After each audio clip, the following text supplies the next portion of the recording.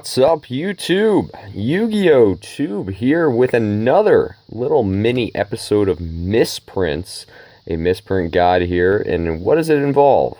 It involves these CT1 2004 tin cards. As you can see here, we have the Blade Knight, Command Knight, Total Defense Shogun. As you know, they're all secret rare cards. And also, to note, the tins, there were 6 tins. And they were all released at one time, unlike the other tins that were released in 3 tin waves. These tins, 6 tins, all released at once. However, I'm sure most of you know this, but some of you may not know this, actually, was that some of the tins, as you see the secret rare foiling, some of the tins actually had super rare foiling. As you can see here, it's a secret rare name. So let's focus in here on that. Yep, and you can see the foiling here is that of a super or ultra rare card. And obviously Konami wanted to make them all secret rares like every other tin out there. Again, these are 2004 tins, pretty common for its day. However, I have been noticing actually that these cards, these misprinted cards, and here is a Swift Gaia, that these misprinted cards are actually a little starting to dry up on the market a little bit.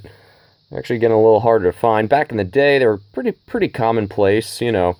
The rumor is Konami printed these tins with these cards in them by accident, obviously, to start in the printing process. You know, probably the first 10% of tins had these errors in them. I'm just guessing. Again, a speculative guess here. And then they fixed the error, and the majority had these secret rare foiling. So, yeah, pretty cool, actually. A little pretty cool piece of history. I would love to get every tin card misprint in PSA 10. As you can see here, here are 2 of them. Here's the Blade Knight. The only one that I'm actually not showing, that I'm missing, for some reason I have a hard time finding it in inventory, is the Celtic Guardian and Obnoxious Celtic Guardian and the Insect Queen. I actually like the Insect Queen the best out of all of them. But you will see I do have an Insect Queen waiting for you. But let's just take a look here. Let's see. Here's the regular Blade Knight as it's supposed to be. Pretty cool little effect in the background. And here is the PSA 10 Gem Mint Blade Knight. So that is super cool. Very nice. And I mean, let's be honest here. Many of these cards from tins, you know, weren't kept in tremendous shape. So to be able to get a PSA 10 of this misprint is pretty sweet. And as you can see here, here's a 10 Command Knight misprint. I wish they would label it as a misprint, but they didn't. But yeah, I mean, one day it would be pretty cool to get all 6 tins, or should I say all 6 cards misprinted in PSA 10 Gem Mint. Pretty cool. Alright. But my theory is that I will show you these rare bad boys. You never see these sealed anymore. Here you could actually see the Total Defense Shogun. Super rare misprint. So you could actually see it right on the top. So this is a very nice tin. My theory behind these is that they were inserted into Target's Walmarts first, and then distributed to the hobby shops, and all the hobby shops got the corrected, I should say, version. But here is the Queen, the Insect Queen, as you could see here. Look at that. That is a beauty. You can see the super rare foiling. And it would have the secret rare text.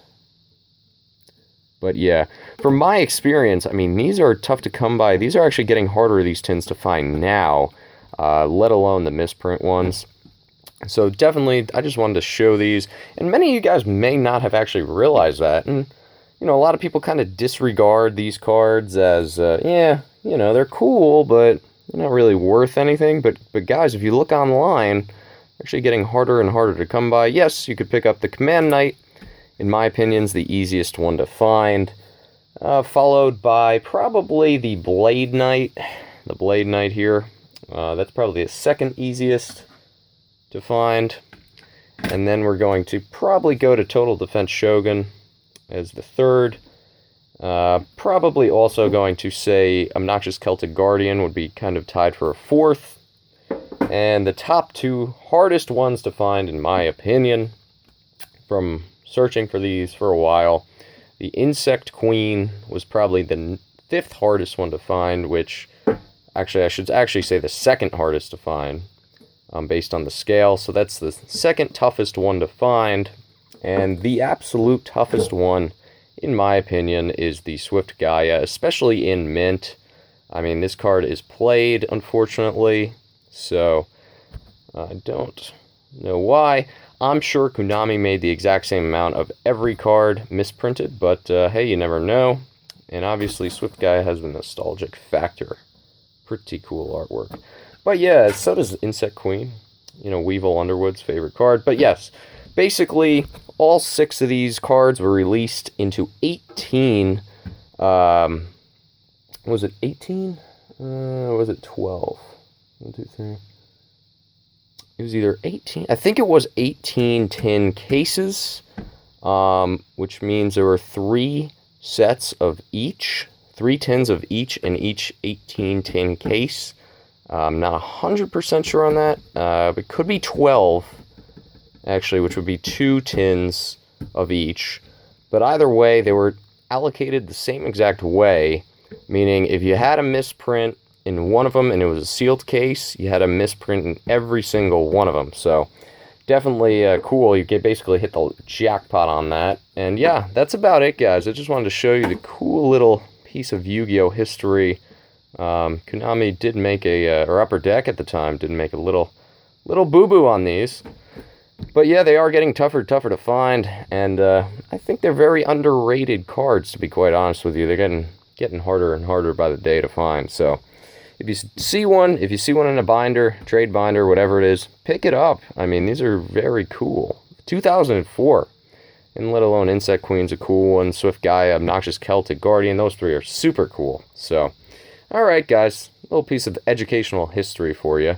My theory, again, it went to Walmart's, Targets, those kinds of things, the retail outlets, the mass stores, and the hobby distributors didn't get these misprinted ones because by the time they allocated those out, I believe these were already getting ready to be shipped and whatnot to the big box, Target, Walmart, Toys R Us, Kmart, whatever it may have been back then. So yeah, again, that's a theory. It's not a confirmation. I have no confirmation on that, but from everything I see, as you can see here, here's the sticker. These appear on all of the misprinted ones that I do have. So yes, this little warning sticker. This implies to me that this was intended to be sold at a Target, intended at a Walmart. The hobby shops, the booster pack shops, they wouldn't typically put this because they would think that they're obviously selling to players and whatnot, but I don't know. It's just a theory. If anyone knows anything more, please feel free to let me know. And with that, Yu-Gi-Oh! Tube signing out. Thanks a lot, guys. Until next time, see you later.